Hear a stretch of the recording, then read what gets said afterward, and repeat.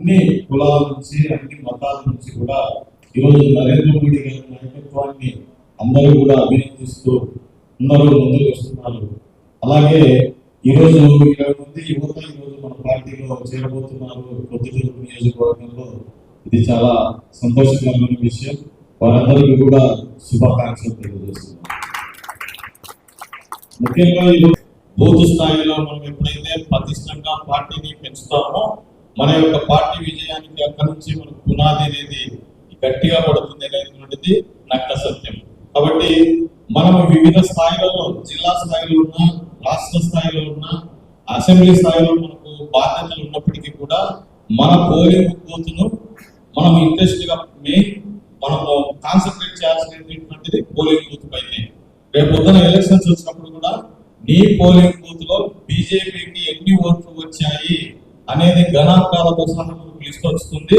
దానికోసం మనకు ఈ రోజు నుంచి మనం పనిచేయడం వల్ల మన పోలింగ్ బూత్ లో అత్యధిక శాతంగా బీజేపీకి ఓట్లు వేయించేటువంటి సామర్థ్యం మనకు పెరుగుతుంది. కాబట్టి ఈ రోజు నుంచి ప్రతి కార్యకర్త, ప్రతి ఒక్కరు కూడా దానిపైన దృష్టి సాధించాలని చెప్పేసి ఈ సందర్భంగా ప్రతి ఒక్కరికి విజ్ఞప్తి చేస్తూ, అట్లా ప్రతి ఒక్కరికి వాళ్ళకి నెంబర్ తెలుసా? నెంబర్ తెలుసు అని వాళ్ళు చెప్పిపోయింది. మా బూత్ నెంబర్ మాకు తెలుసు. ఓ అందరికి దాదాపు అయితే సింపుల్ అయిపోయింది చరిత్ర. మీ బూత్ నెంబర్ మీకు తెలిసి ఉంటే ప్రతి బూత్ లో కూడా ఎన్ని ఓట్లు ఉన్నాయన్న?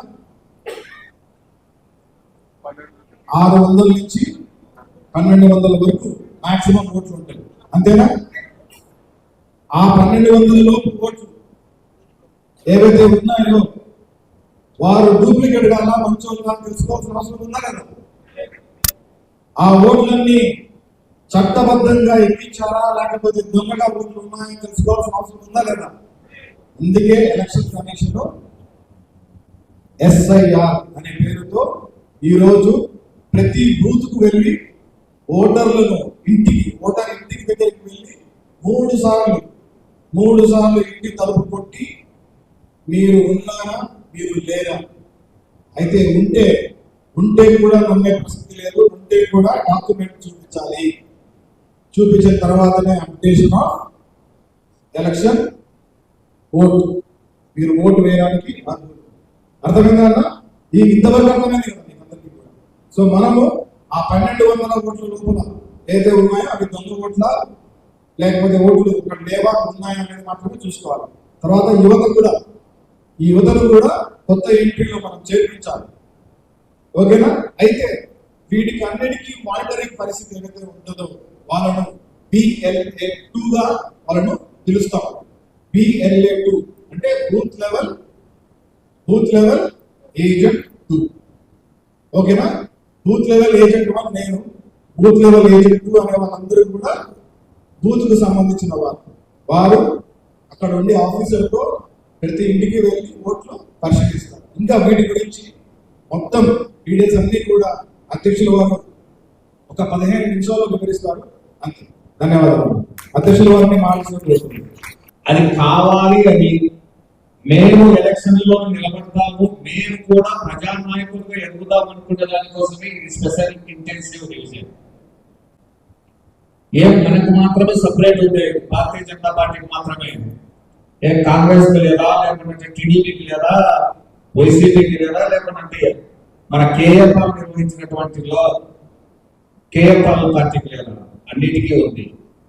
కానీ అన్నిటికంటే విభిన్నంగా భారతీయ జనతా పార్టీ మాత్రమే ఇంత ముందుగా ఈ క్రియాశీలక సభ్యత్వం మరియు ప్రతి నియోజకవర్గానికి ఒక వీర సైనికుడిని ప్లస్ ఆయనకు ఒకటి సైన్యాన్ని నియమించి ఈ కార్యక్రమాన్ని ముందుకు తీసుకొని పోవడానికి కారణం అవుతుంది.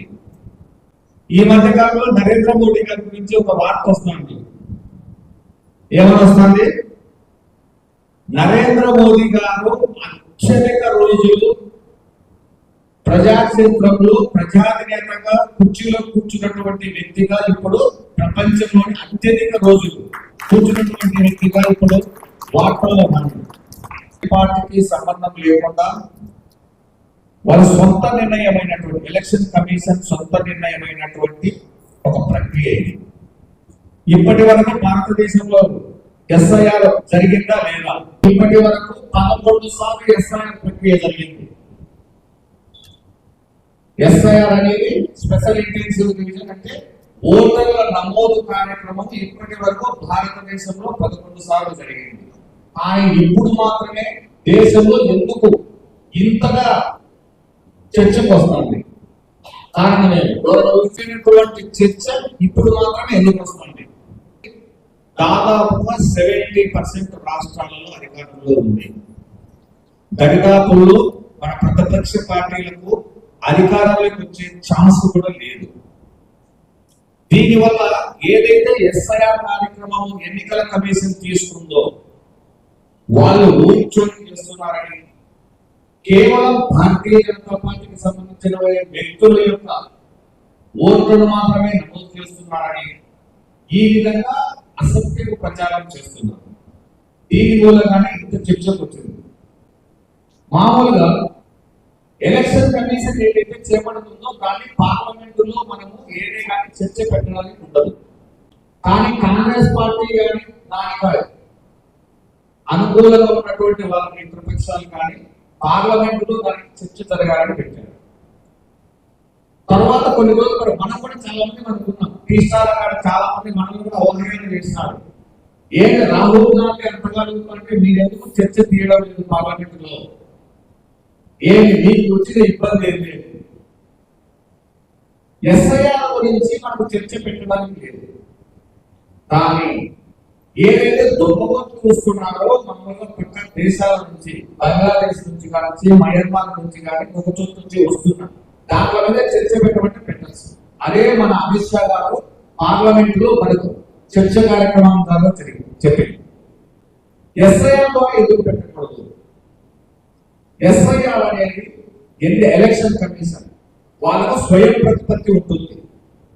వారు ఎవరి దగ్గర పనిచేయరు, ఎవరి ఆదేశాల ప్రకారం పనిచేయరు ఎలక్షన్ కమిషన్ అంటే. సో వాళ్ళు చేస్తున్నటువంటి కార్యక్రమాల మీద ఎవరు పార్లమెంట్ లో చర్చ పెట్టడానికి లేదు. దాని మీద ఇంకొక మాట కూడా చెప్పారు, ఒకవేళ నీకు డౌట్ ఉంటే పలాని చోట ఈ విధంగా ఓటు జరుగుతుందంటే నువ్వు సుప్రీంకోర్టుకు వెళ్ళచ్చు, కేసు ఫైల్ చేయొచ్చు అంటారు.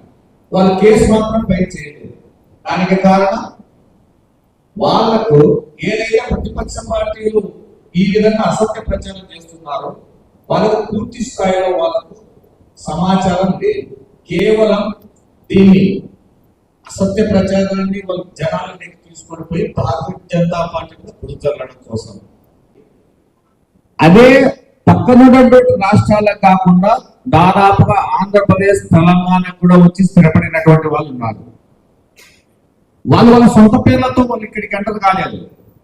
వాళ్ళ పేరు మార్చుకొని అక్కడి ఏదైతే రాష్ట్రంలోకి చేరున్నారో అక్కడికి వచ్చిన తర్వాత వాళ్ళ ఆధార్ కార్డులో భారతదేశ పౌరుల యొక్క ఏ పేర్లు ఉంటాయో ఆ పేర్ల ద్వారా ఒక పల్లె, ఎర్రగొండ పక్కన పల్లె నాది.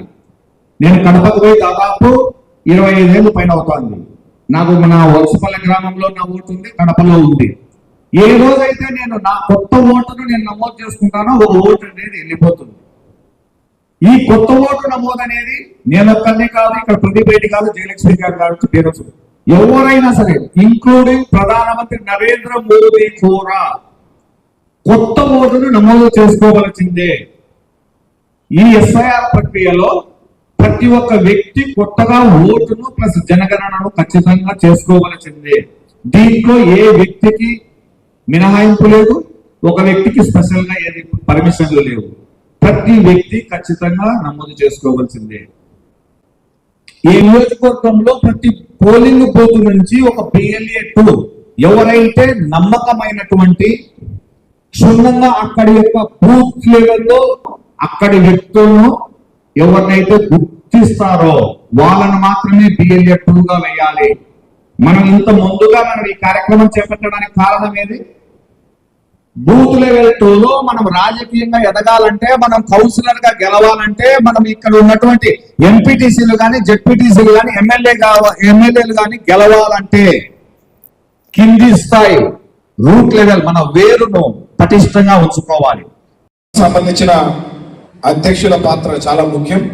వీరికి సహకరించి వెంటనే BLA-2 ఏజెంట్లను వీరికి వెంటనే అందజేయాల్సిన బాధ్యత జిల్లా టౌన్ సంబంధించిన అధ్యక్షులు ఖచ్చితంగా ఉంటుంది. కాబట్టి అయితే సీనియర్ నాయకులైనా సరే, టౌన్ సంబంధించిన అధ్యక్షులైనా సరే, లేదంటే మనం ఇక్కడున్న ప్రతి కార్యకర్త రెస్పాన్సిబిలిటీగా మనము BLA-2ను మనం అందరం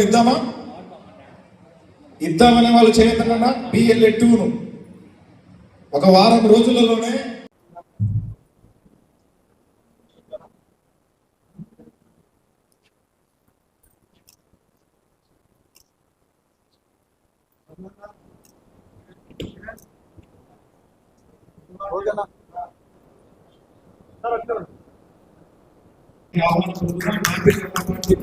భారతీయ జనతా పార్టీ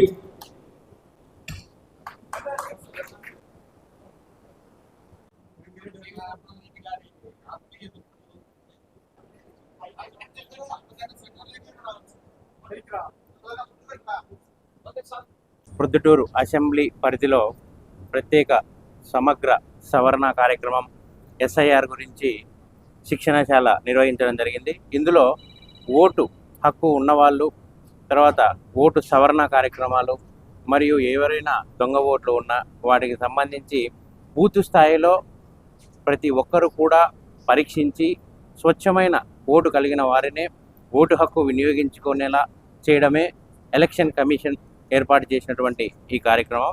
ఈ కార్యక్రమానికి సంబంధించి జిల్లా అధ్యక్షులు జంగిటి వెంకట సుబ్బారెడ్డి గారు ప్రొద్దుటూరుకు రావడం జరిగింది.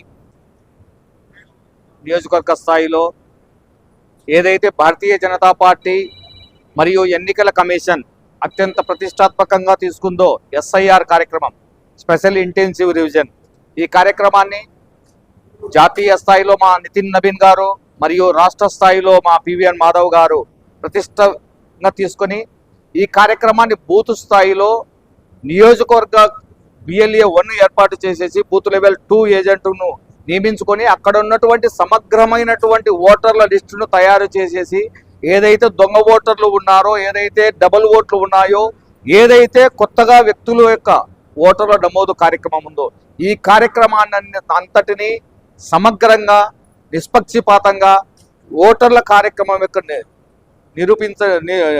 నివేదిక కోరడం కోసం ఈరోజు కార్యక్రమాన్ని ఏర్పాటు చేయడం జరిగింది.